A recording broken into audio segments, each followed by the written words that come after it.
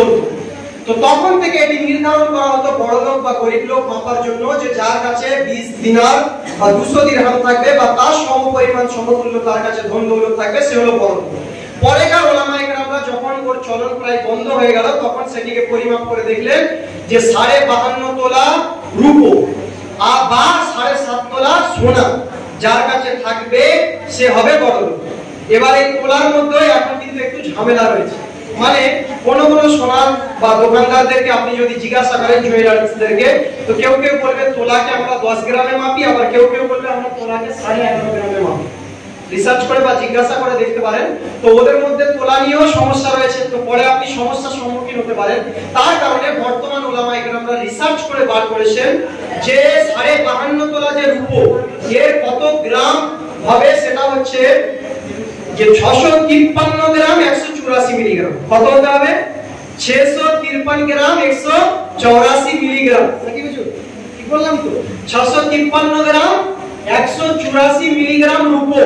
এই রূপোর টাকাটা আপনাকে ক্যালকুলেট করে দেখতে হবে। আমি একটু আগে চেক করে দেখলাম যে আজকে কলকাতায় প্রাইস দাঁড়াচ্ছে হচ্ছে 99 টাকা 99 পয়সা, মানে 100 টাকায় 1 গ্রাম। তো এটাকে আমি ক্যালকুলেট করে দেখলাম 653 কে যদি 100 টাকা দিয়ে গুণ করা যায় তাহলে হচ্ছে 63,000 টাকা। তো আনুমানিক বর্তমান সময়ে কারোর কাছে যদি 63,000 বা 65,000 টাকা থাকে, তাহলে সে ব্যক্তি শরীয়তের দৃষ্টিতে বড়লোক। বোঝা গেল?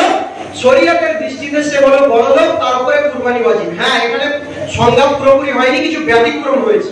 আপনার যেগুলি প্রয়োজনীয় জিনিস রয়েছে, যেমন খাওয়া, পরন এবং যে যে কাজগুলি করে, যেমন কেউ কৃষি কাজ করে বা কেউ দর্জি, তার যে আসবাবপত্র এগুলিকে ব্যতি রেখে পরনের যে জিনিসপত্র বা থাকার যে বাসভবন, সেই বাসভবন বাদ দিয়ে, এবং মানে খুব সহজ করে যদি বলি, থাকার ঘর, তার মধ্যে আপনার জামা কাপড়, থালা বাসন, আসবাবপত্র এবং আপনার প্রয়োজনের জন্য যানবাহনের জন্য, যেমন আগের যুগে ঘোড়া হলো সাওয়ার, বর্তমানে হয়তো একটা সাইকেল বা একটা মোটরসাইকেল, এটি হলো আপনার প্রয়োজন। কিন্তু যদি আপনার দুটো মোটরসাইকেল থাকে, তাহলে অপর মোটরসাইকেলটা কিন্তু আপনার অতিরিক্ত হলো, ওটার দাম ক্যালকুলেট করে আপনি বড় লোকের খাতায় চলে আসতে পারেন যদি টাকাটা দাঁড়ায়। ভালো করে বুঝতে হবে, যেটা আপনার প্রয়োজন সেটাকে সাইডে রেখে বাকি আপনার কাছে যে ধন দৌলত বা সম্পদ রয়েছে সেটিকে ক্যালকুলেট করে যদি আপনি 65,000 বা বর্তমান সময়ে 63,000 এর বেশি আপনার টাকা দাঁড়ায়,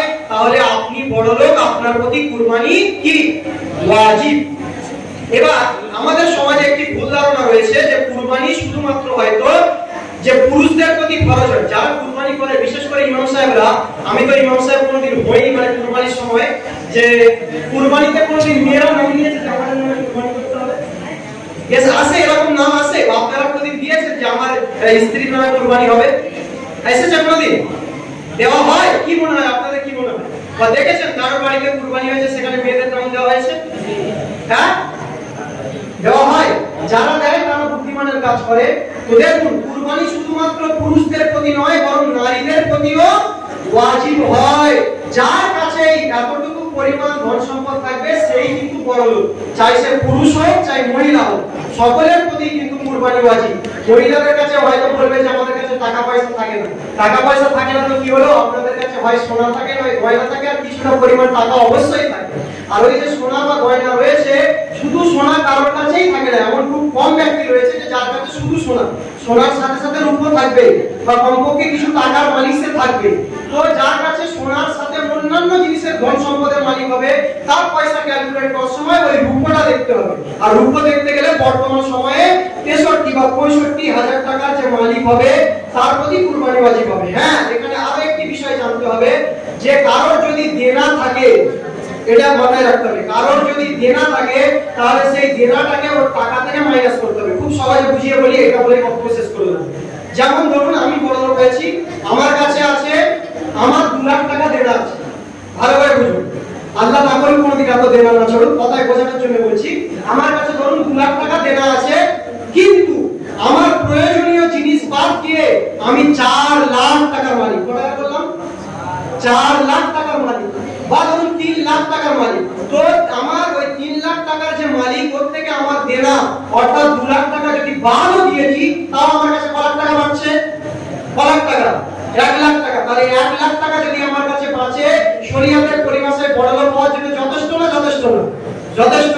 তাহলে শরীয়তের দৃষ্টিতে আমি হলাম বড়লোক। কারণ এই ভুল ধারণাটাও অনেকের মধ্যে আছে। আমাকে অনেকে প্রশ্ন করে যে আমার যাদের দেনা থাকে তাদের নাকি কুরবানি ওয়াজিব না। না, দেনার টাকাটা বাদ দেওয়ার পরেও যদি আপনার কাছে যে সম্পদ রয়েছে সেই সম্পদ যদি ওই পরিমাণে চলে যায় তাহলে আপনার প্রতি কুরবানি ওয়াজিব, আপনাকেও কুরবানি দিতেই হবে। বোঝা গেল? তো আল্লাহ তাবারক ওয়া তাআলা আমাদেরকে নিজের ধন ও দৌলতের পরিসংখ্যান করে কুরবানির মতো একটি গুরুত্বপূর্ণ ইবাদতকে পালন করার তৌফিক প্রদান করুন। সকলেই বলি আল্লাহুম্মা আমিন। এবং